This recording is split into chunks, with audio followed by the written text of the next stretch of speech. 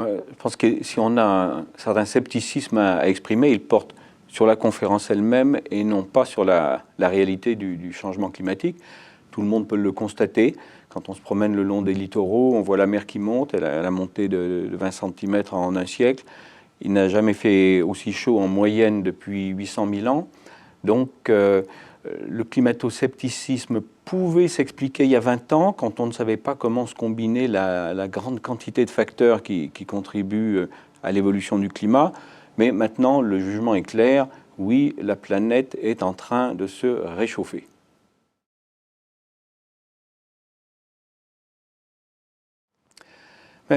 D'abord, je veux invoquer deux penseurs politiques qui nous enseignent quelque chose sur la gouvernance. Parce qu'en Europe, on pense que les négociations sur le climat, c'est essentiellement le climat. Mais ce sont aussi, et presque d'abord, des négociations. Donc, dans quel esprit aborde-t-on cet aspect des relations entre pays de la planète? Il y a plusieurs conceptions. La conception européenne, comme pour tout ce qui touche aux relations extérieures, c'est que c'est la dimension morale qui l'emporte. Et que si l'on se conduit de manière morale, se produira ce que Kant décrivait en 1795 dans son Rêve de paix universelle. Si certaines républiques, disait-il, décident d'instaurer entre elles une paix universelle, les autres, à un moment donné, les suivront. Donc l'Europe raisonne en termes de comportement exemplaire, d'entraînement. Mais ce n'est qu'une conception politique des relations mondiales. Il y a la conception de Hobbes, tout à fait à l'opposé, la guerre de tous contre tous, on le voit d'ailleurs au Moyen-Orient.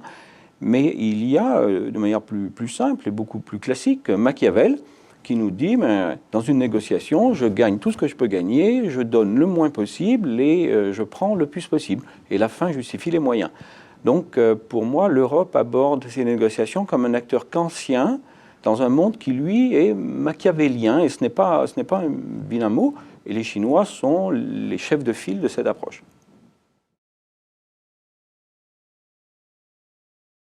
Je veux dire, elle crée plus de problèmes climatiques. La politique énergétique allemande n'est pas enracinée dans un raisonnement climatique.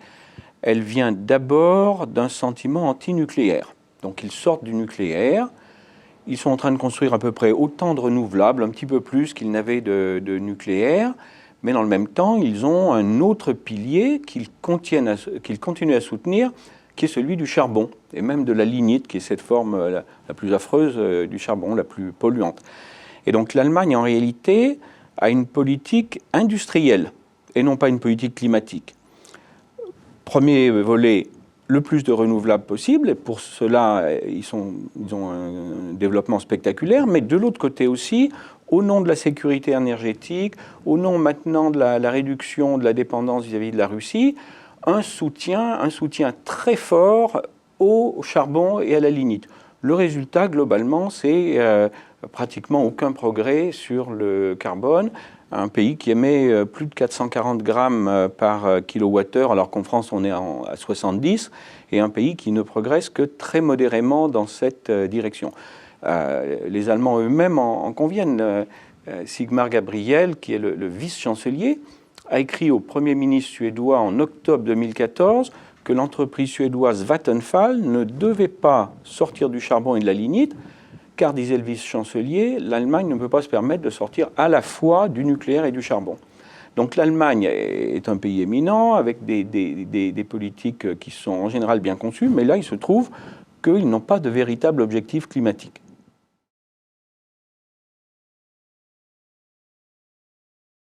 Il faut d'abord prendre acte du moment historique où on est.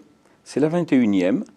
L'ONU a fait du bon travail. L'ONU a pris conscience et a engagé des négociations sur le climat en 1992.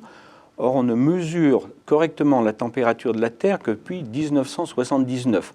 Donc, il faut rendre hommage aux COP précédentes, mais il faut voir qu'aujourd'hui, on est arrivé au moment où nous n'avons plus que 35 ans pour tenir l'objectif des 2 degrés, et que le processus onusien, qui a été parfait pour la prise de conscience, ne correspond pas à la vitesse à laquelle il faudrait progresser. Si on avait encore 100 ans, ça serait parfait, il n'y aurait qu'à continuer comme ça, mais on a plus de 35 ans.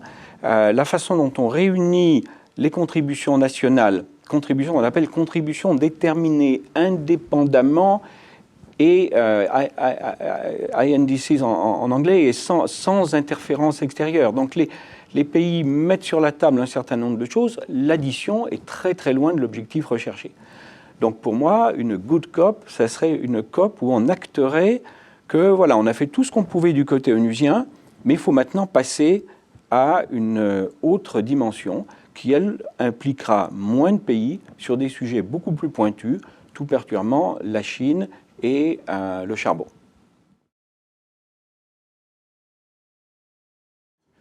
Enrayer le réchauffement climatique en 2 minutes, c'est un peu osé, mais la première piste de réflexion, c'est à côté de toutes ces technologies extraordinaires qu'on est en train de développer, à distribuer une technologie beaucoup plus simple, la calculette.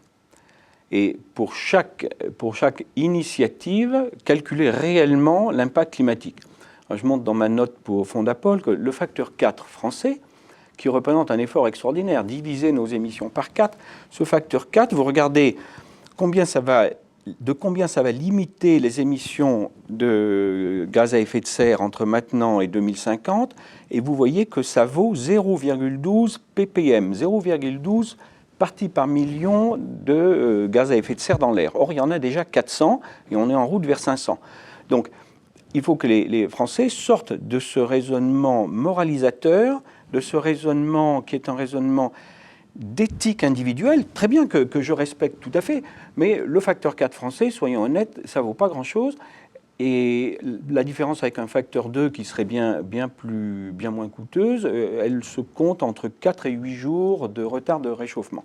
Donc première chose, passer à un vrai calcul climatique qui est distinct de l'effort individuel moral, les deux pouvant coexister, mais le second n'impliquant pas le premier. Deuxièmement, bien se rendre compte que, oui, on est en train de dépenser 10 000 milliards de dollars sur les 20-30 ans qui viennent pour développer les renouvelables. C'est extraordinaire. On fait des choses qu'on n'imaginait pas pouvoir faire. Mais on gère un système économique et industriel qui, lui, pèse au bas mot entre 200 et 300 000 milliards de dollars.